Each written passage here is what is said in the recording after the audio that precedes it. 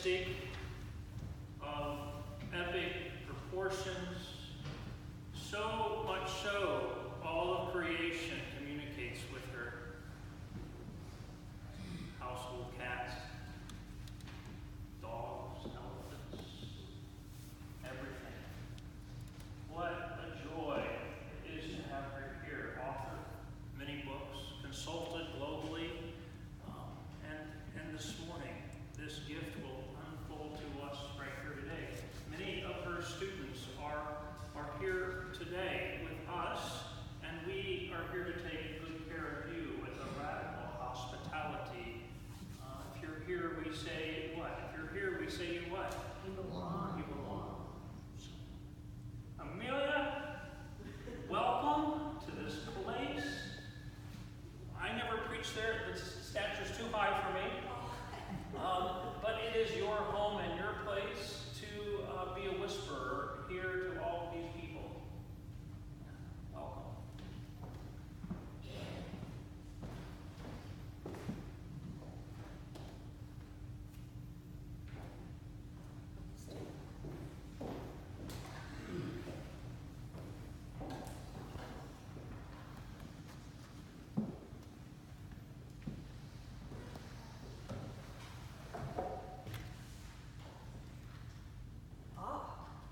I have a mic.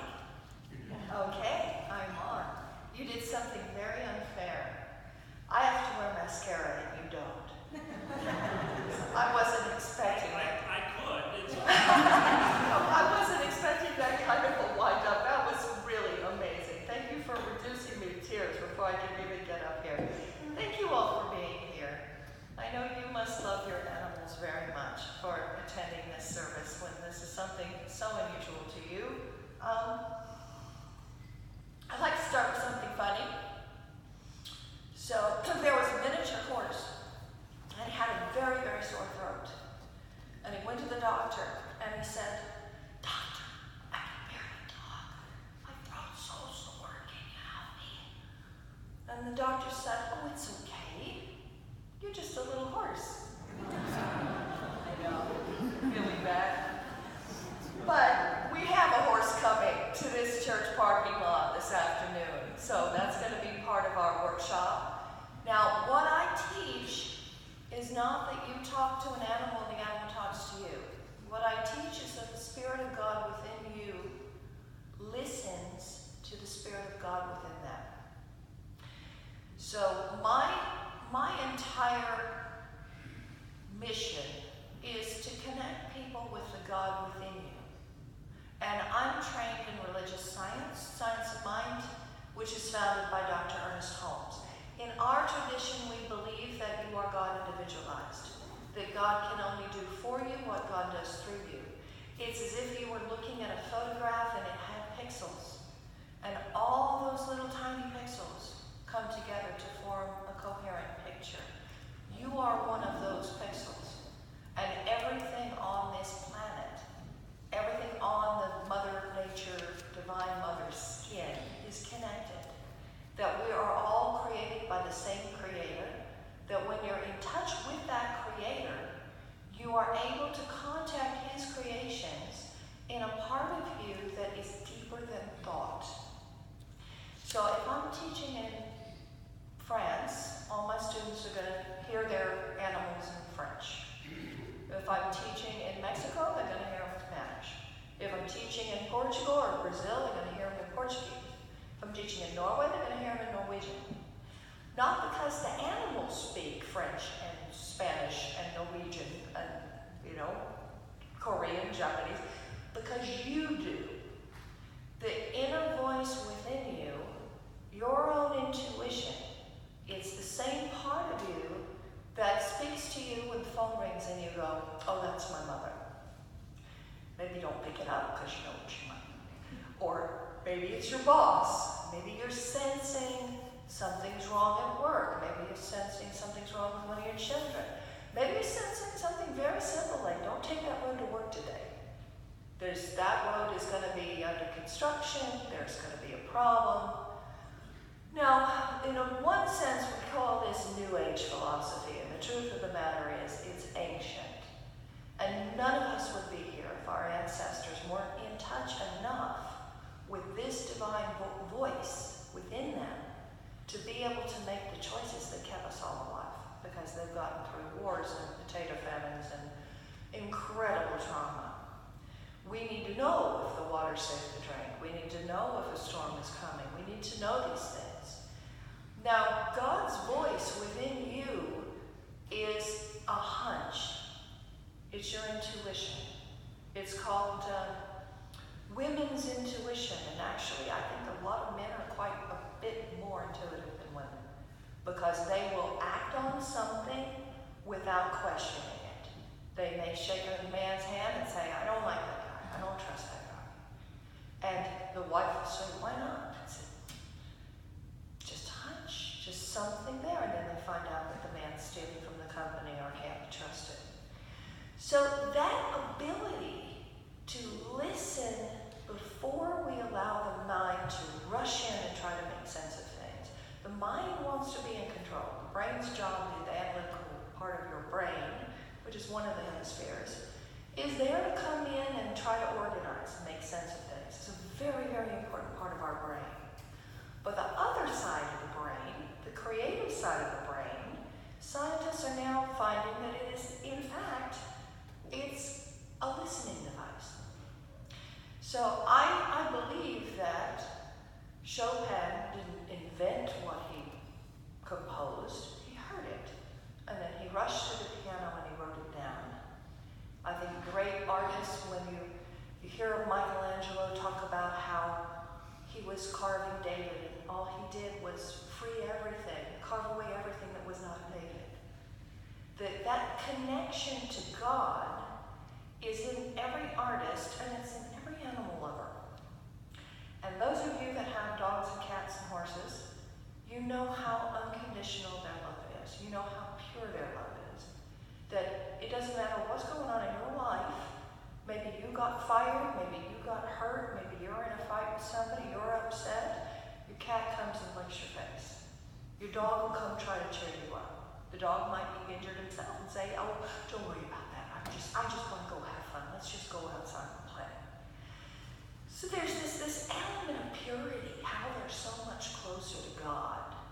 Part of that is they don't even know what money is. They don't need it.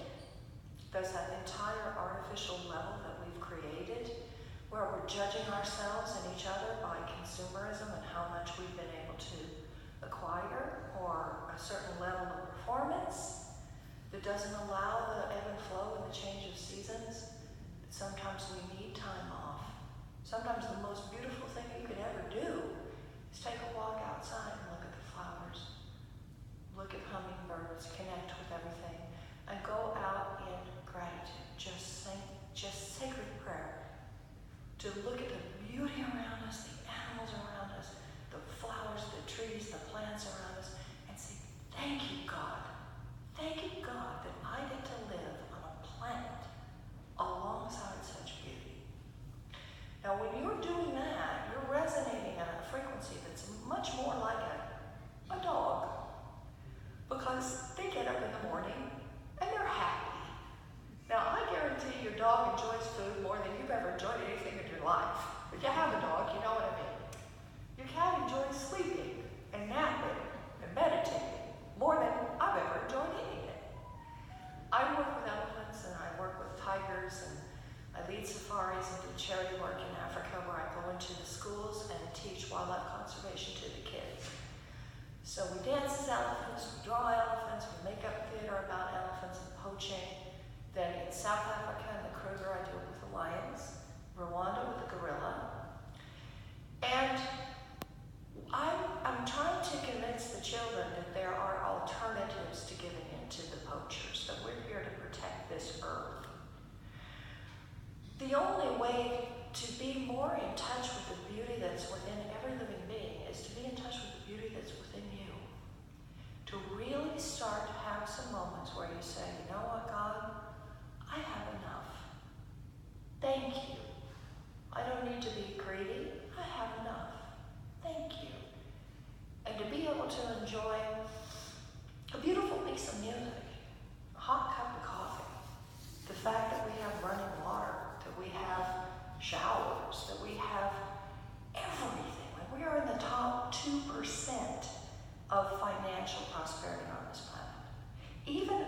our middle class in America are still in the top 2%.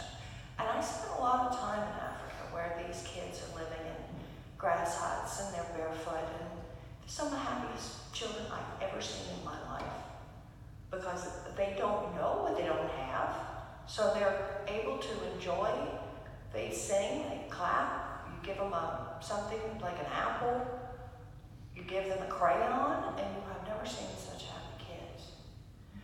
So I think we're moving further and further away from the natural world and what we were intended to be.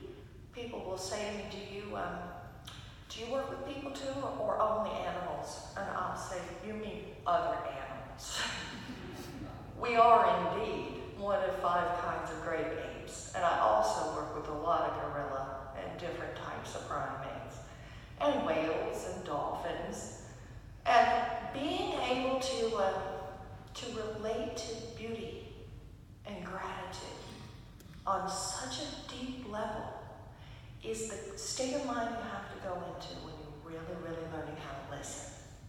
We're listening to our heart, we're listening to our hunches, we're listening to our intuition, allowing the presence of God to be in your mind and in your body and in your awareness. Now, what I brought to read for you today is from a book that I've been reading on the airplane, and it's called Can We Talk to God? Now, Ernest Holmes gave these lectures in the 1930s, and if you could imagine how far ahead of his time Dr. Holmes was. He says here, in the old order of thought, we talked at God. We felt as though our prayers ascended and hit the divine ear. And if this were true, they may too often have hit his divine ear with a discordant note. You pray for something and you don't get it. In the new idea of life, we're thinking of God as a universal principle, an intelligence and a power, as the essence and energy of being. We're thinking of God, or attempting to, at least, in universal terms, but it's impossible for the finite to grasp the meaning of the infinite. The infinite signifies that which is beyond human knowledge. We're thinking of God as a universal and infinite being, as perfect law, the immutable law of cause and effect. And in doing this, discarding the ancient idea of a huge person in the nature of a deity. But we are undoubtedly losing something. We're losing the sense of personal contact with the invisible power. And we're liable to think of God only as law or as an infinite it. Now, an infinite it is a very adequate thing in certain respects, but in other respects, it's a very inadequate. We could not derive much comfort, pleasure, or joy from talking to the principle of chemical affinity. Yet we do derive a great benefit from learning that such a law exists. Neither can we hope to get much satisfaction from thinking of God only as an infinite it. There are moments when the individual consciousness feels itself merged with the universal. Then it knows and no longer asks for explanation. Could we recognize anything unless that which recognizes existed before the thing which is recognized? Well, I'm going to say that again. Could we recognize anything unless that which recognizes existed before the thing which is recognized? With what is it then that we recognize, unless it is some consciousness within us that is in unity with the great and final intelligence, the eternal being? We must assume that this final being is conscious of itself. And if this be true, it must be true that we can communicate with it. What he's saying here is that we ourselves in the body of God. We We are part of God. God is in us and we are in God. We are God individualized. And we have free will, which means we are going to take that information and try to use it in more positive ways. Now, my goal is to educate the next generation of children so that they're able to make more compassionate choices about the world around them, hopefully to make some big changes with pollution and global warming and factory farming and lab animals and some of the things from the past that need to evolve and come into a more compassionate place. The instinctive sense of the divine presence, which is inherent in all of us, is there because it's true. Our communication with God must of necessity be and always remain an inner light. We communicate with the indwelling God. Now, for those of you who are reading or will read my next book, a very, very crazy story in there. A lot of crazy stories, but this is in the lion chapter. And in this chapter, I'm talking about trying to move to Seattle, which is a really good idea if you're a duck.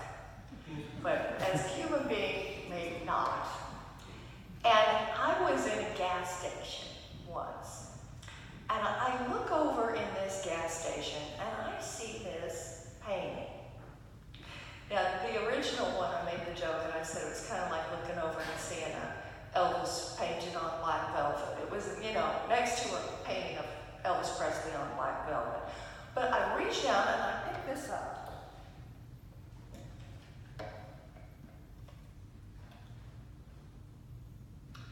I went, wow, that's pretty. What's that? I went home, and I'm telling you deep, dark secrets, and it's being filmed, so all of this church and all your members will get to hear how crazy I am.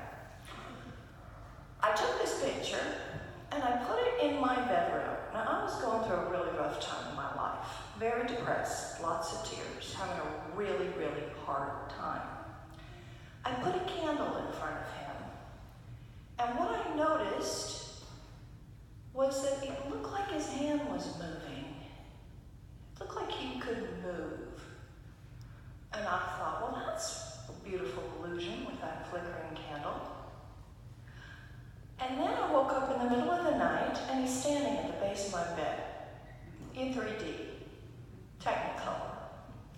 And I went, wow, I didn't know this was possible. First of all, I do believe that you were here, but I thought you were vacationing on Alpha Centauri. I didn't think you were going to come back here. He is here. He's here through our minds and hearts. He's already here. The second coming has already happened.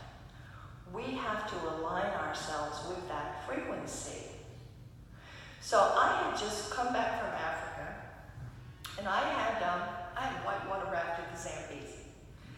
Now, the Zambezi is 24 class 3 to 5 rapids. It's the most dangerous river on Earth.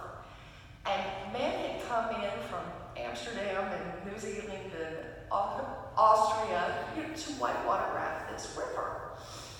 I'm not much of a swimmer. I'm really quite a land mammal. So I was already rigged up with my jacket, and I had never whitewater rafted before, so I just decided to go ahead and do the most dangerous river in the world, having no idea what I was getting myself into. So about the third or fourth rapid, where you've got guides telling you you're going to encounter something called the Devil's Toilet. Those are the kind of names that these waterfalls have. I saw this mountain of whitewater, of this wave coming at me. We're paddling as frantically as we possibly can. Of course, at some point, you're going to get tossed out. So the raft goes over. I get thrown out like a handful of confetti on New Year's Eve. We all do, like a sack of beans. Go flying all over the river. And I had this experience where I'm tumbling head over heels, can't breathe.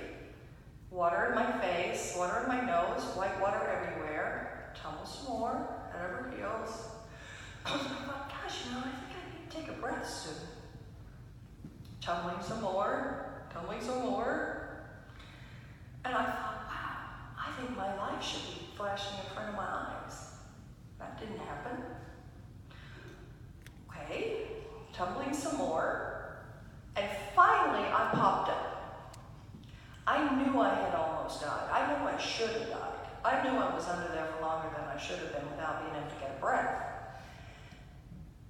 And that I had a little African man in a kayak come rescue me, throw me into a raft full of Portuguese tourists that didn't speak any English, and then they tossed me back into my raft, and the guy turned around and he said it was 19 more to go. Oh, great. Only 19 more to go. And it was then, after I had made contact with that picture, I was dozing off to sleep at night, and I saw this figure. I saw this man, and he was on his knees in robes with beautiful brown, kind of shaggy hair. Boy, he looks a little familiar. He's on his knees and he's holding something. And I zoomed in to try to get a closer look. And I recognized, oh, I think I know who that is. What's he holding? I look into his hands. It's my boat. It's my boat. And I said, you? I didn't know you were here. I didn't know we had access to you. I didn't know you were watching over me. You've been watching over me my whole life, keeping me safe in all sorts of ridiculous situations I put myself into with wild tigers and crocodiles and lions, all sorts of things in the African bush and Thailand. But I realized then that this is really personal. And when I looked up, what is this image? It was supposedly the last three-dimensional appearance, because they don't know if he's come to me, and he's coming to you now, because he's coming to all my students now. Once I tell you this, you're going to have direct access by means of this idea. He appeared to a Polish nun named Faustina, and he asked her to have this painting commissioned. And he said, if you have this painting commissioned, tell everyone to put it on their mantle and I'll protect their family. So this is the Christ of Divine Mercy. I call it Rainbow Jesus because that rainbow is bursting through him. Now, as our evolution, our spiritual evolution on this planet continues despite everything, there are those of you that are committed to becoming more joyous, more giving, more generous, more forgiving, compassionate, loving people. What we're aspiring to do is to channel this. So he's not someone out there taking orders and providing favors, and we're making that laundry list of all the things we need help with. We're learning how to raise our level of consciousness to the level of God, and operating as God, God operates through us. And that's what we beam out when we have a sick cat, when we have a horse who really needs help. You have a dog that you need to be able to understand, why is he doing this strange thing that he's doing? Whether that's a behavior problem, a health problem, a problem with one of the kids or another animal. Trying to understand any creature in this world around us, whether it's a snake to a butterfly, to a cheetah, to an owl, to a dolphin, to your own animals at home. Every single creature was created by the same creator. And God is within them to such a degree that they're also reaching out to us because they need to be understood, they need to be heard. We're at a level where we need to do everything in our power to try to save this earth before it's over. And the animals didn't do anything wrong. They don't deserve to be in this position. So my life is really one of service. And what I find is that when we are in service, in any way, even if that charity is going to a home for the elderly, working with prisoners, volunteering, giving food to the homeless shelters, anytime we're in service, it makes me happier than anything else in my life. It's more fun than anything I could buy. There are some homeless people that I will go, either buy her a night in a hotel, make sure he has a train ticket so he can go visit his 7-year-old son, take the old clothes, take the blankets. It's cold out here tonight. I had an extra coat. Go talk to them. And the principle is the same in everything that we do. That when your goal is to offer comfort, your goal is to simply be able to embrace and cradle the animals and the earth and each other, we find that we're healed in the process. That willingness to give love heals you. And the animals there are examples of what it is to be able to give that kind of love. Now, I was going to read for you a very, very long thing about St. Francis, and I'm not going to do it now. I will do it in a workshop this afternoon. So we are having a workshop. We're bringing horses and dogs this afternoon. But in short, I can tell you that I work with churches around the world.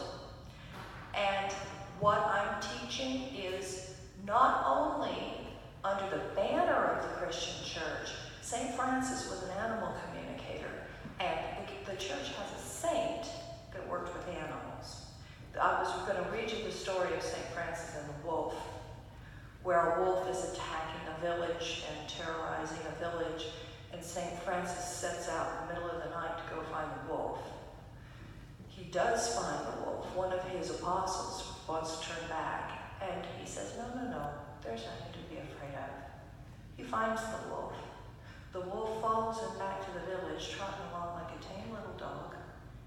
And the people of the village fell so in love with this wolf, feeding him. He went door to door, getting fed. They actually made a statue in his honor when he died. But we're learning that when we're responding to other beings with compassion and understanding, even if we're afraid of them, especially if we're afraid of them, they're going to respond to you in a completely different way.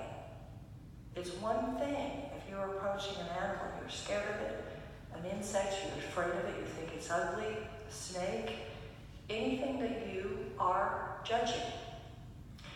And the second you turn that around and say, you're created in the image and likeness of God, you are beautiful. Yes, I know you're a spider, but you're a beautiful spider. They're going to act completely differently because you acted completely differently. And we're approaching them with praise and love and fascination and curiosity like a child. Because I know you all did as children. You have powers within you that are so magical. And I know your Father Chris is going to do an anointing of hands. So what I want you to think about when he does this anointing of hands is that if we're tapped into this divine being, that mercy and love, and the ability to want to help, which will take you out of a place where you could be a victim or act like a spoiled child, is going to take you into a place of authority as a representative of Christ. And when we're beaming that kind of love, joy, and beauty and hope and new ideas, new ways of seeing, new ways of feeling, new ways of relating to the world around you, that are all based on faith and hope, we can even have that energy come through our hands so that every person you touch today, every animal you ever touch, would be comforted by your touch.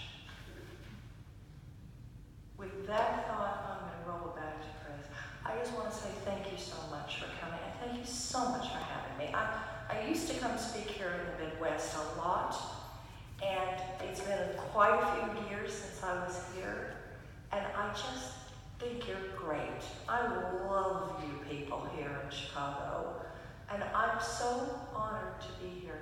Thank you